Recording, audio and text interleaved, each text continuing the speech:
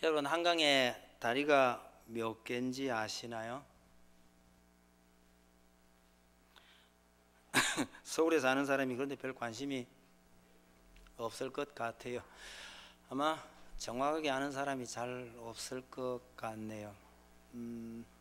교육자실에서 물어봤는데 순 엉터리 답도 많아요. 70 몇 개 가는 사람도 있는데요. 세상에 저 강에 70 몇 개 다리가 놓이면 어떻게 되냐?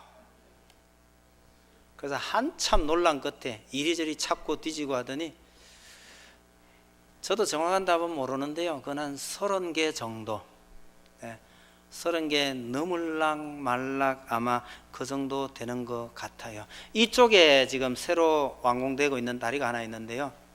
다리 이름을 정확하게는 모르겠어요.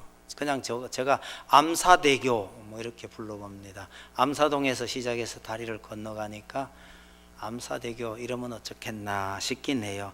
근데 여러분, 다리 놓는 재주를 한번 보세요. 참 예술입니다. 다리를 어떻게 그렇게 잘 놓는지 모르겠어요. 다리만 아니고요, 그 큰 도로에 육교 지나가는 그 오버브리지 같은 거 만드는 것도 보면요, 그 밑에 차 통행 안 막아요. 차 다 통행하게 하면서도요, 그 위에 다리 척 걸쳐 놔요.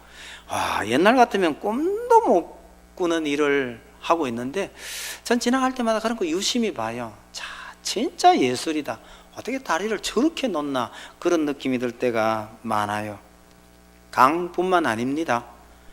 강원도 저 깊은 계곡에요, 높은 까치발을 올려가지고 하늘로 그냥 가듯이 길을 만들어냅니다. 그래서 그 험한 계곡에 다리를 놔서요, 그 산악지대를 그냥 그대로 달려요. 옛날 꼬불꼬불한 길을 따라서 한번 가보면 참 재밌는 거 많아요. 버스 2대가 그 꼬불꼬불한 길로 가다가 도중에서 딱 마주치면요, 이거 비켜가지를 못해서 한 대는 무조건 하고 후진을 해야 됩니다. 어느 차가 후진을 해야 될까요? 뭐 요즘 이런 거 물으면 알 사람 없어요. 차가 2대가 만나면 사람 적게 탄 차가 물러나야 됩니다. 네. 사람 많이 탄 차는 가고요, 적게 탄 차가 뒤로 빼줘야 돼요. 뭐 빼기 어려우면 한참을 가서라도 겨우 한쪽에 붙여놓고 지나가고, 이랬던 그 옛날 길, 그 길을요 전부 넓게 쫙쫙 뻗어가지고 큰 길을 다 내버렸어요. 그래서 때로는 길이 잘 닦여 있는 거기에 옛날 길을 찾아서 그리로 한 번씩 가보면 감격이 될 때가 굉장히 많아요. 명절에 포항을 내려가다 보면 저쪽 중앙고속도로 굉장히 긴 터널 하나 있습니다. 그 긴 터널을 지나갈 때요, 가끔은 전 그런 생각을 해봐요. 이 터널이 뚫리기 전에 그 산 꼬불꼬불해가 산 꼭대기에 올라갔던 그거 넘어가면 어떨까. 그러다가 지난 추석 때 기어코 한번 넘어가 봤어요. 그렇게 고생을 한번 해봐야 그 터널이 고마운 줄을 안다니까요. 여러분, 그 험한 산길에 길 닦는 게 절대로 쉬운 일 아닙니다. 여러분, 혹시 고속도로 다니다가 위령탑 보신 적이 있나요? 잘 못 보셨을 가능성이 많아요. 경부고속도로를 타고 내려가면 금강휴게소 그 맞은편에요, 위령탑이 하나 있습니다. 길을 닦다가 돌아가신 분들의 혼을 위로한다, 그리고 위령탑을 만들어뒀는데요, 경부고속도로 완공할 때까지 죽은 사람의 숫자가 77명입니다. 거기 위령탑을 하나 만들어 놨어요. 제가 아는 거는 그거밖에 없는데, 그 남해안 고속도로에도 하나 있다라는 말을 제가 듣긴 들었어요. 그런데 그 고속도로 말고 동해안의 강원도 보면 그 험한 산길 내다가요, 거기 옛날에 군인들을 동원해서 많이 길 닦았어요. 그러다가 군인들 하는 일이 좀 혹시 관계되더라도 용서하셔요, 조금 일을 무식하게 밀어붙이잖아요. 그러다 보니 사고도 많이 나고요, 돌아가신 분들도 적지 않아요. 그래서 군인들을 동원해서 험한 길에 길 닦은 데를 보면 보통 한쪽 구석에 위령탑이 있어요. 다른 말로 하면요, 목숨 걸고 길을 닦았다라는 뜻입니다. 근데 이게 이제 옛날 얘기예요. 근데 요즘은 워낙 기술이나 장비가 발달하다 보니까 사고 잘 안 내고 사람 잘 안 죽고 그냥 그 험한 길을 그냥 닦아내는 거죠. 그래서 요즘 새로 만들어진 길에는 지나다니면서 보면 위령탑이 잘 안 보여요. 별로 없는 것 같아요. 그런데 이제 경부고속도로나 저기 강원도 동해안에 있는 그런 길들 보면 겨우 한 몇십 년 전에 그 길을 닦을 때요, 그렇게 많은 사람들이 목숨을 잃었다는 얘기죠. 그런데 몇십 년이 아니고 신명기가 우리에게 주어질 때는, 신명기 말씀이 주어진 것은 지금으로 치면요 적어도 한 3000년 이전이에요. 그 옛날에 우리나라보다가 훨씬 더 험한 산악지대 이스라엘 땅에요 길을 닦는다는 것은 얼마나 어려운 일이었을까를 생각해 볼 필요가 있습니다. 그것도 이스라엘 백성들이 가나안 땅에 들어가서 잘 살 때가 아니고요, 가나안 땅에 들어가자 말자, 아니 이 말씀이 주어진 것은 가나안 땅에 들어가기도 전입니다. 들어가기도 전에 이렇게 힘든 일을, 그것도 살인자를 위해서 길을 닦으라라는 것을 하나님께서 미리 당부하고 계시는 겁니다. 도대체 하나님께서 무슨 뜻으로, 아니 어떤 마음으로 이런 말씀을 하고 계셨는지 한번 살펴보면서 함께 은혜를 나누려고 합니다. 여러분, 오늘 이 말씀의 배경은요, 애굽에서 나온 지 광야에서 40년을 헤맸어요. 한 세대가 다 죽었습니다.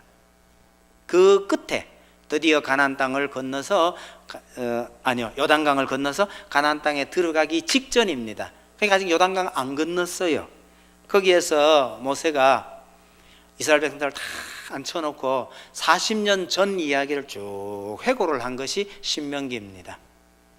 그래서 너희가 가나안 땅에 들어가거든 제발 하나님을 이렇게 잘 섬겨야 한다, 그 당부를 다 했는 것이 신명기 1장에서 18장까지예요. 오늘 우리가 읽은 본문은 19장입니다. 하나님 섬기는 방법을 다 얘기한 다음에 19장에 들어오면 지금부터는요 거기 들어가서 어떻게 살아야 할지를, 사람과 사람과의 관계를 설명하기 시작하는데 그 첫 본문이 오늘 이 본문이에요. 여러분, 이스라엘 백성들이 그 가나안 땅에 들어가서 어떻게 살아야 할까라고 말할 때 해야 할 얘기가 얼마나 많겠어요, 그죠? 그런데 그 첫 번 얘기가 뭐냐? 도피성을 지정하고 그 도피성으로 도망갈 수 있는 길을 닦으라라는 것이 첫 번 본문입니다. 여러분, 전국토를 3등분해서 그 3등분한 곳곳에 도피성을 하나씩 지정을 하고 그 도피성으로 향하여 가는 길을 닦으라. 도피성 지정이야 뭐 어렵겠습니까, 그죠? 하나씩 지정만 하면 되죠. 근데 문제는 그 도피성으로 가는 길을 닦으라는 거죠. 여러분, 이스라엘은요 우리보다가 훨씬 더 험악한 곳이라서 길 닦기가 진짜 어려워요. 왜 그런가 하니까 그 이스라엘 사람들, 고대 이스라엘 사람들이 어디서 살았느냐 하면 전부 산 꼭대기에 살았어요. 산 봉우리 위에 도시가 하나 있고 또 저쪽 건너편 산 봉우리에 도시가 있고 이렇단 말이에요. 산봉우리에 모여 사는 사람들에게 산봉우리를 연결되는 도로를 닦으라는 거, 이거 얼마나 어렵겠느냐 그 말입니다.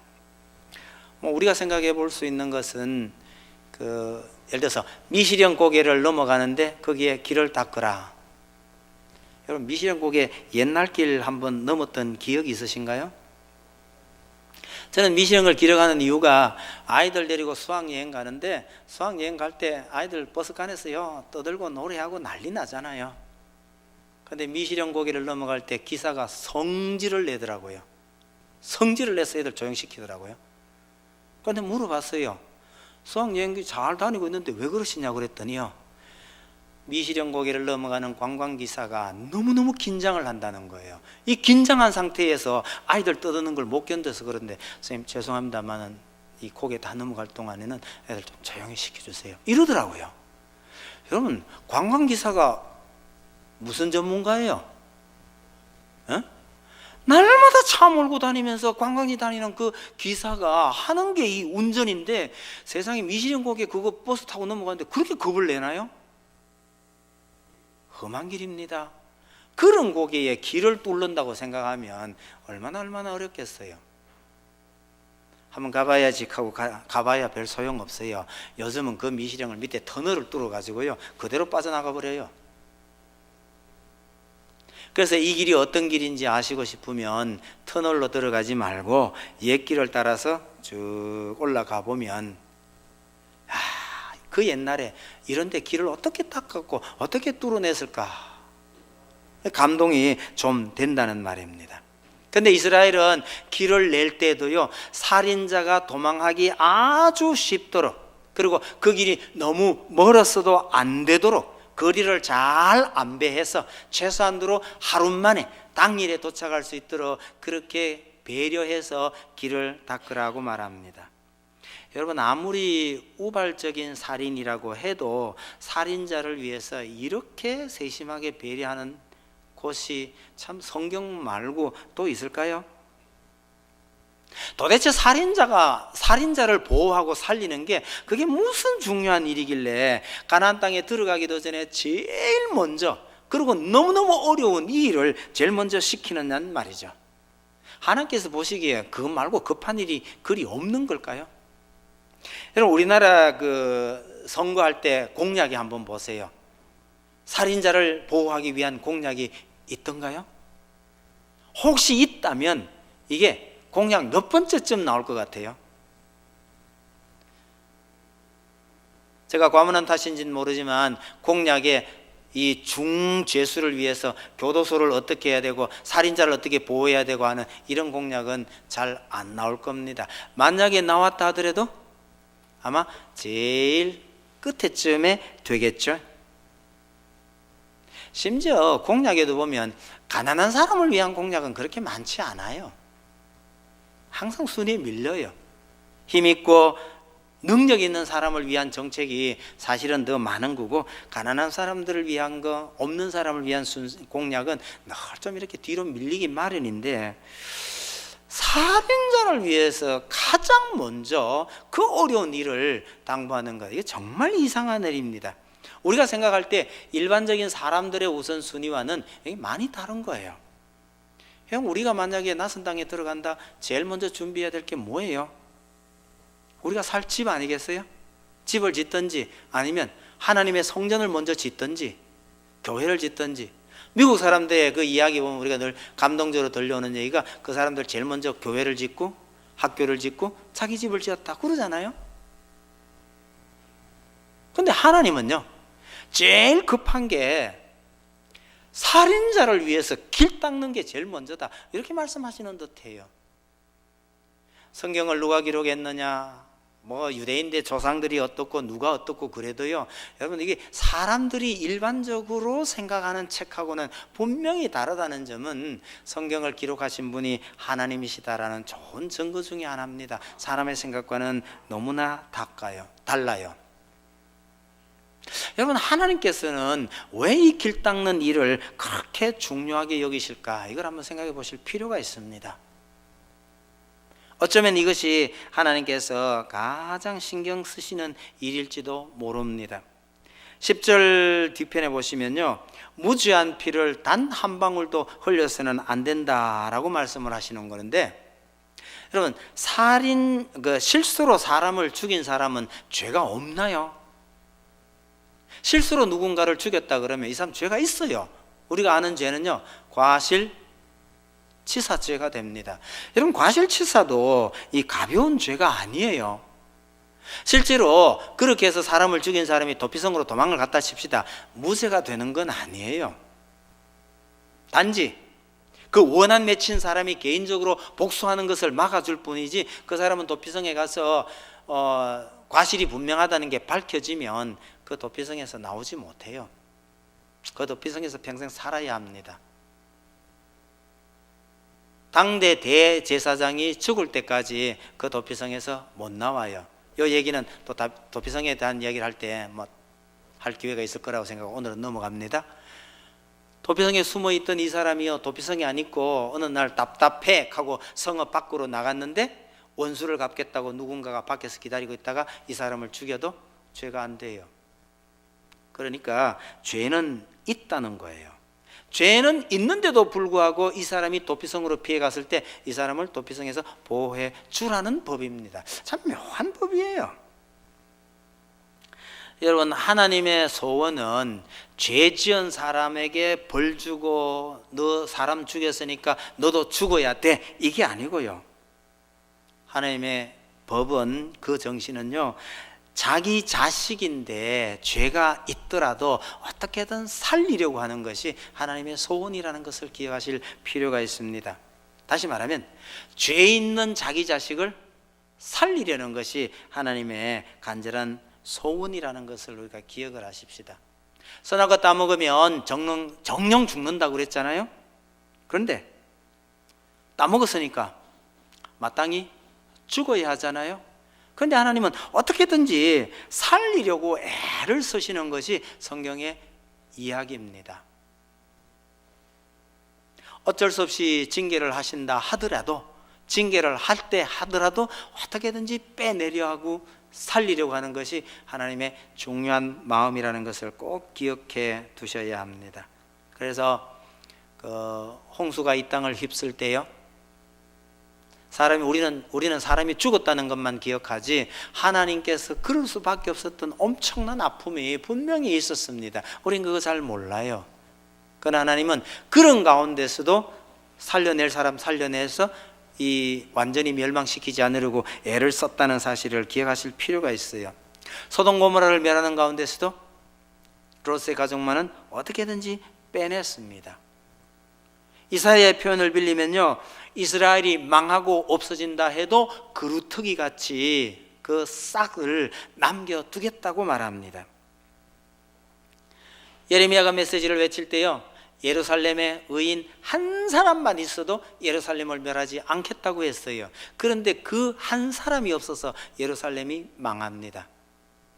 우리가 소돔 고모라에 의인 10명이 없어서 망했다는 건 기억하시면서도 예루살렘은요, 의인 한 사람이 없어서 망한 거예요. 그래서 이들이 모두 포로로 잡혀갔지만 하나님께서는 그 포로로 잡혀간 백성들을 어떻게든지 다시 불러내십니다.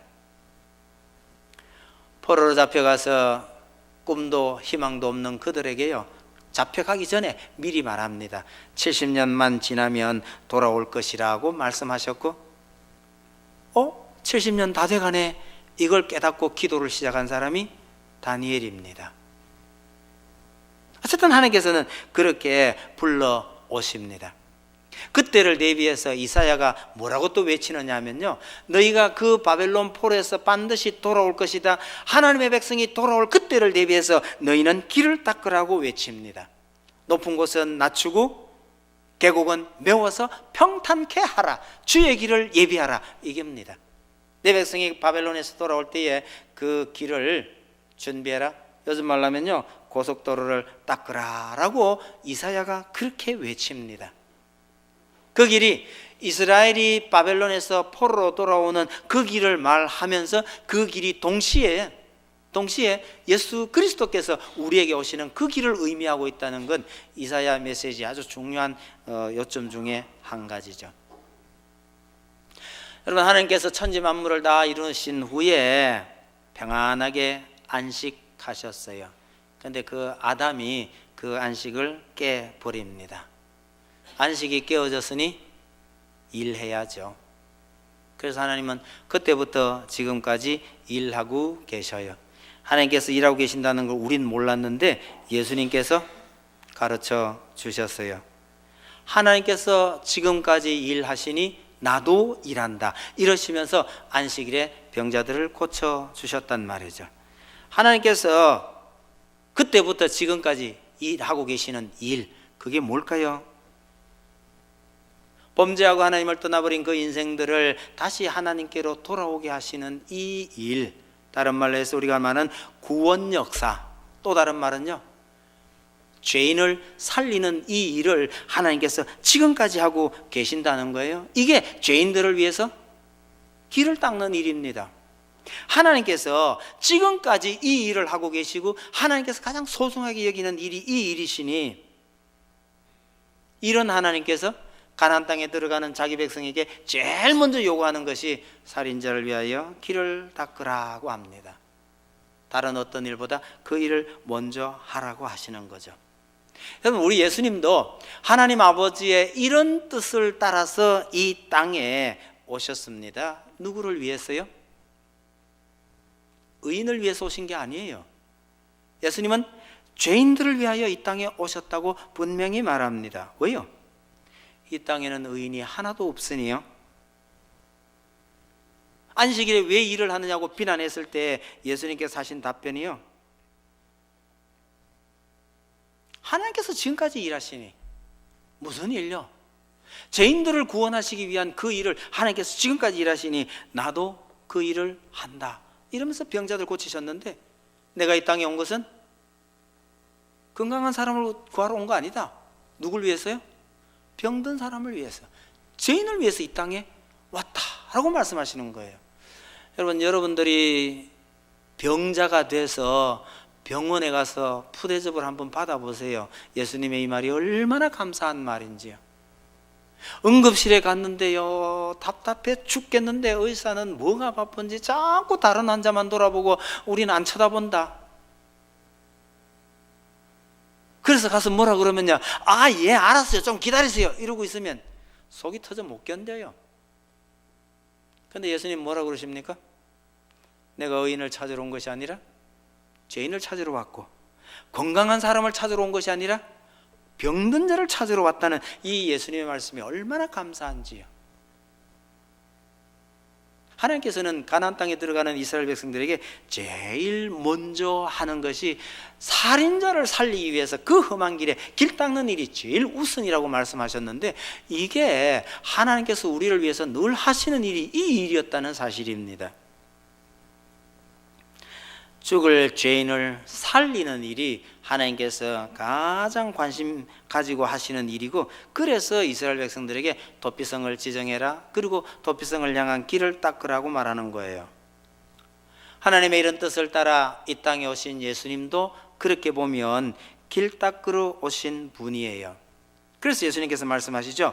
내가 곧 길이요 진리요 생명이니 나로 말미암지 않고는 아버지께로 올 자가 없느니라 하시는 거예요. 예수님도 이 땅에 하나님께로 가시는 길 닦으러 오신 분이에요. 그래서 히브리서는요, 하나님께서 닦아놓은 새롭고 산 길이라고 표현합니다. 하나님께서 닦아놓으신 새롭고 산 길, 이게 바로 예수님이시죠. 그 길을 닦는 재료가 뭡니까? 우리는 아스팔트와 시멘트로 길을 닦습니다. 하나님께서는요, 자기 아들 독생자를 희생시켜서, 이게 하나님께서 닦는 길의 재료예요. 하나님의 독생자를 희생시켜서 이 길을 닦으셨단 말이에요. 우리가 할 일은요, 그 길을 따라 가기만 하면 돼요. 구원을 얻으려고 하는 자에게 하나님께서는 정말 쉽고 간단한 길을 만들어 두셨어요. 예수를 믿기만 하면 된다. 그것이 하나님께서 우리를 향해서 닦아놓은 정말 쉬운 구원의 길입니다. 그리스도의 이름을 부르기만 하면 된다, 이렇게 말씀하시는 거예요. 왜요?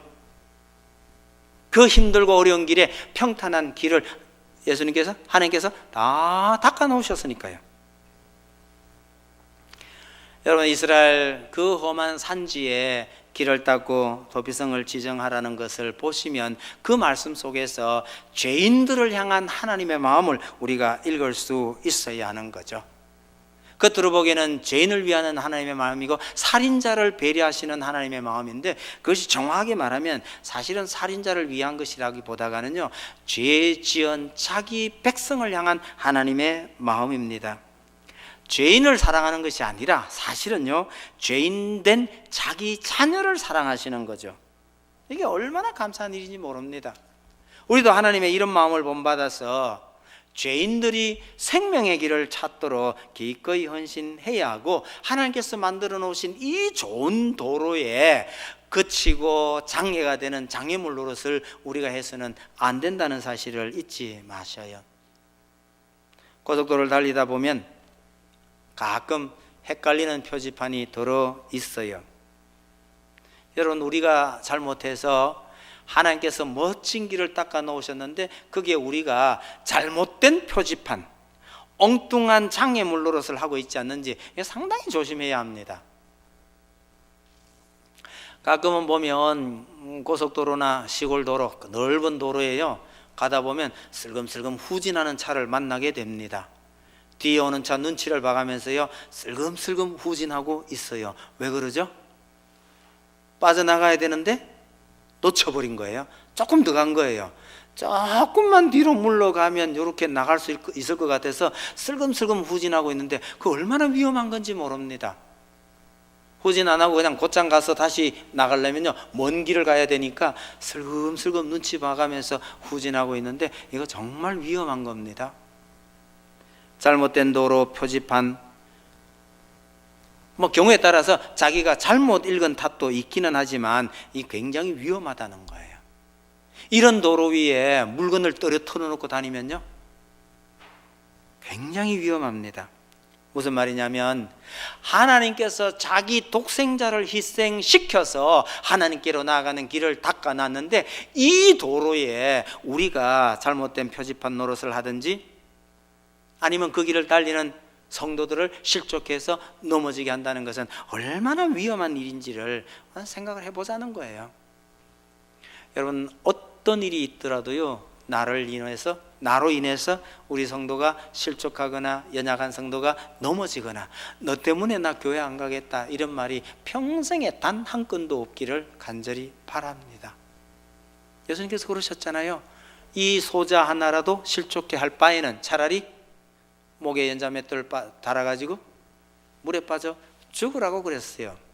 차라리 그게 낫다는 거예요. 왜요? 너 감히 하나님께서 독생자를 희생시켜서 이 길을 닦아놨는데 이거 회방 놓고 그래서 되겠냐? 그런 말씀입니다.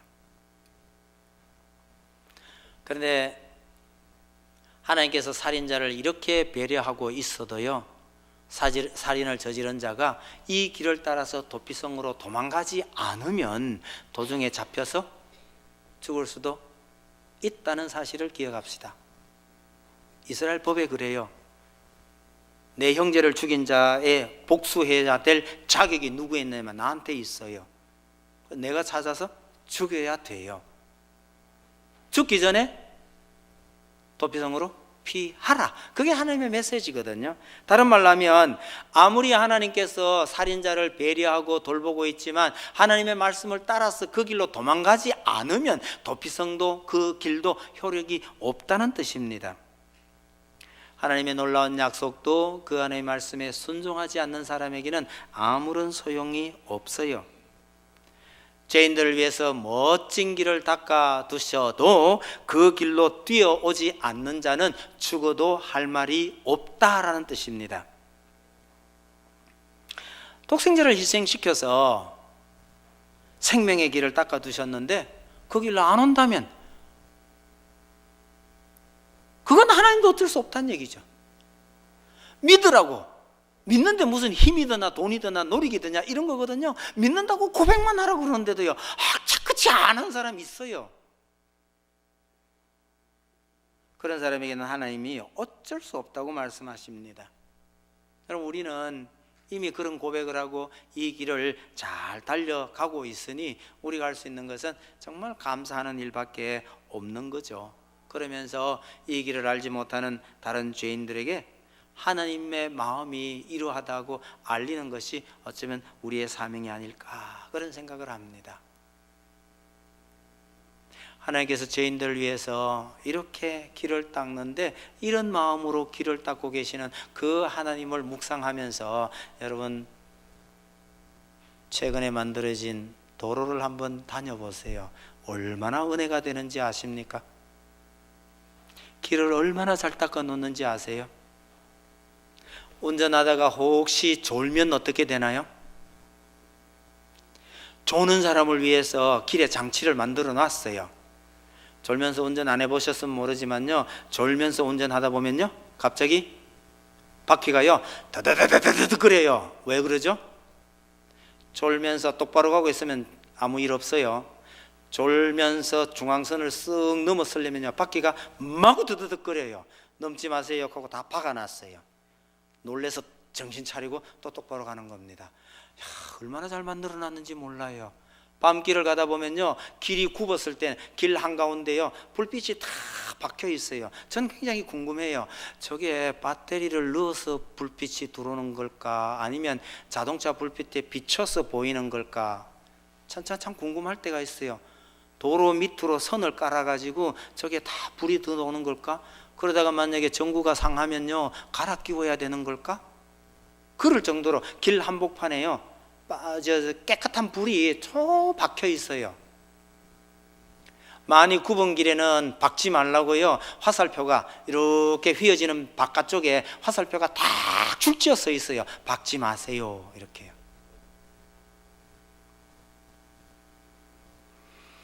가끔 가다가 비상 충돌용 도로가 있어요.